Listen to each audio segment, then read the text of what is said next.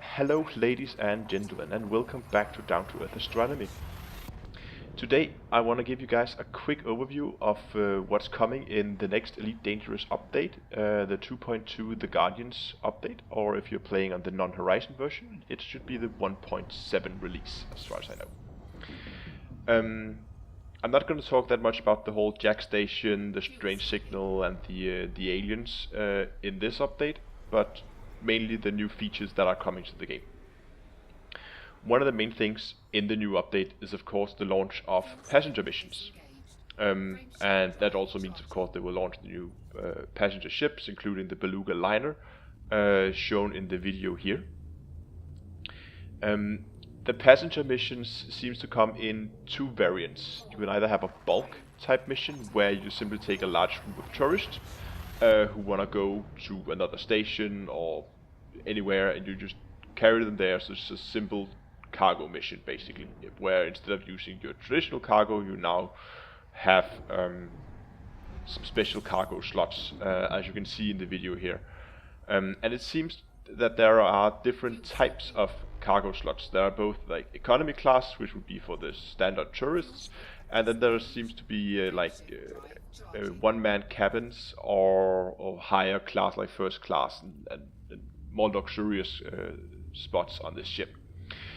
Which leads me on to the other type of mission, which is VIP missions. Now these missions are a bit more interesting. You often carry fewer people, but of course they require a higher standard on your ship, so you need to have more of the high standard slots available to actually carry these. But as far as I know, on these missions, the VIPs can sometimes decide that they want to take a detour, they want to change the destination. So if there's a combat going on somewhere, maybe they want to go out and see some action, so you have to make sure that your ship is actually equipped for this in case they decide to go into a dangerous area and they want to see some real ship fighting. But it's a nice new way to make some credits in the game, and I'm looking forward to trying it out once it actually releases. Now, the update is called The Guardians, and that's because the main feature of this launch is the ship-launched fighters. The ship-launched fighters are a bit different to the limpets that we know from mining and to hatchbreaker limpets to steal people's cargo. These are actually small fighters, as the name suggests, that you can use in combat. It will require a fighter bay that should be fairly expensive and is only available to the largest ship in the game. So you have to go to maybe a Type 9, an Anaconda, some of the larger ships to actually be able to fit this fighter bay. And along with the fighters, the fighting bay, you need additional crew members. Now I must stress this is not multi-crew. That we're talking about having multi-crew, so you could be more people on this ship controlling this, more players controlling the same ship at one time. This is not it. This is a multi-crew in this case is that you buy a crew member that is an NPC that you can have at different ranks, just like you can have him at maybe you could be a new beginner level, or you could be an elite level, and that will of course depends on how good he will perform in actual battle. So if you get attacked, like we can see this Type 9 is being here, you can launch your fighter and then use that to defend your ship. Now in the game, when you control the fighter, your crew member will then take control of your ship and control that, and you can give both the fighter, if you choose to control the ship and let the crew member control the fighter, then you can give the fighter small commands, or if you control the fighter, you can give the ship's commands, basic commands like defensive or offensive or run away or whatever. And as far as I understand, you should be able to hot swap in mid battle. So if you suddenly feel like I need to get back to my ship now, you can just hot swap, and then your crew member will take over the fighter. And the reason why you can do that is because you do not actually sit in the fighter. The fighter is remote controlled, so even though you Even though you launch the fighter and you get the point of view from inside the the fighter, you still are in the ship. That of course means if your mothership is destroyed, you cannot just fly back to a station in a fighter. I don't think the fighter has a warp drive or hyperdrive either, so it's a short-range fighter that can only go at subspace or sub-light speed. So yeah, I think that's it about the Guardians. Yeah. Another nice thing they're adding an update to the station interiors. So the stations will be way more pretty than they are at the moment, which I think is a wonderful addition to the game.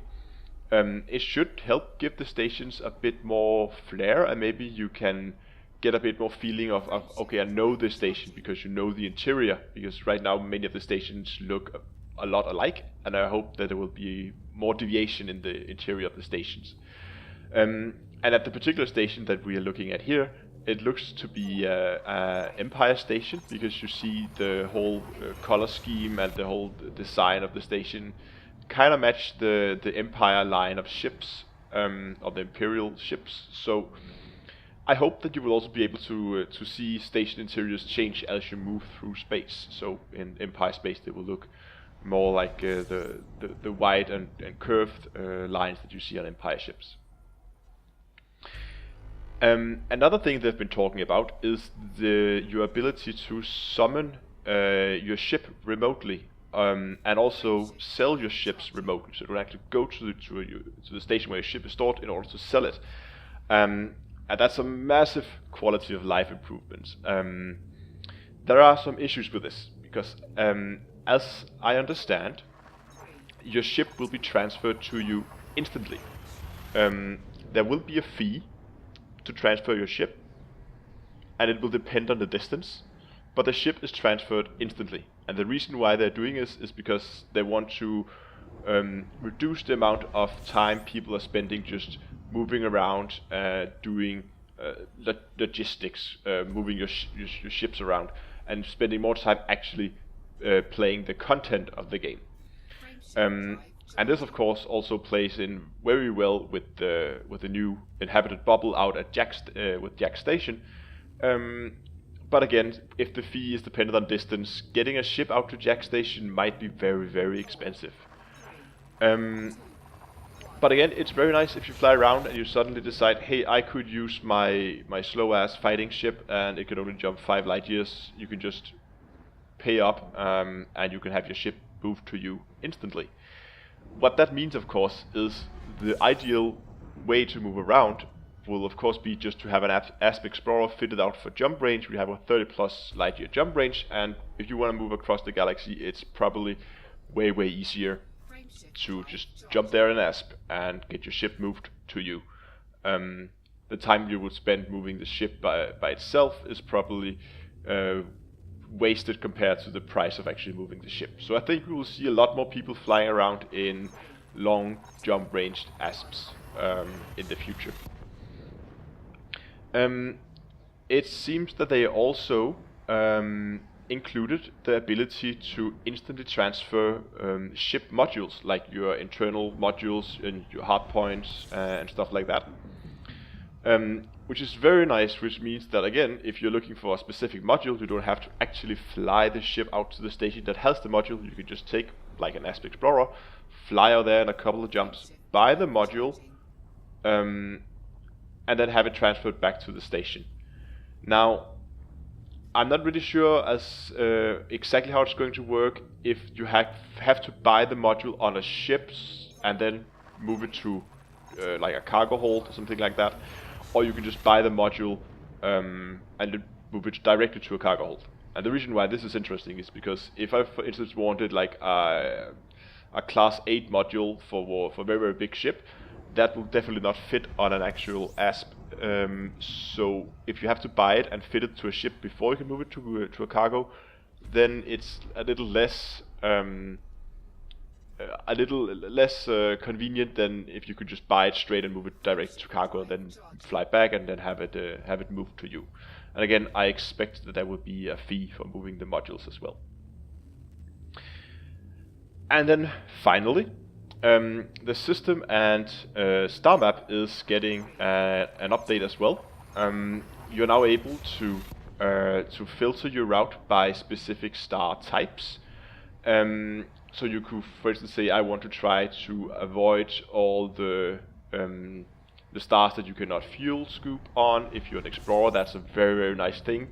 I think everyone who's been out on a longer exploration trip knows the feeling of just getting these carbon stars in a row, and you cannot fuel scoop, and your fuel tank is running low, and you have to plot a new route to get past the star that you can actually fuel scoop on. And using this new filter, you'll be able to, of course, get through more of these stars that you can actually fuel on, and you'll also be able to filter so you will get past more of the bluer and more high valuable stars, maybe neutron stars and black holes.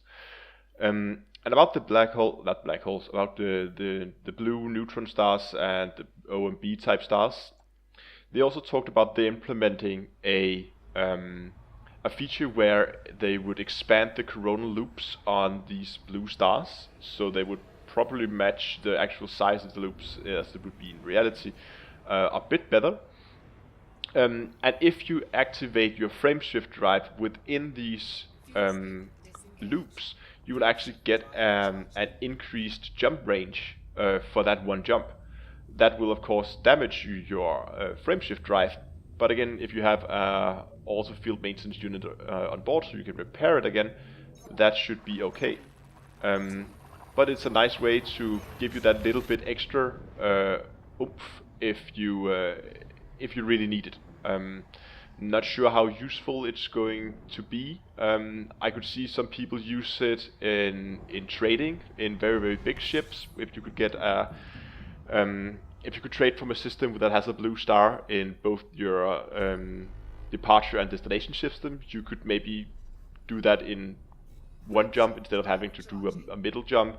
So you would save some time on the round trip, and of course also useful for explorers if you're out exploring. But I think that's pretty much it. I hope you liked the video. Please subscribe to the channel. There will be much more content on this new update as we get closer to the actual launch. And until next time, I hope I'll see you in space.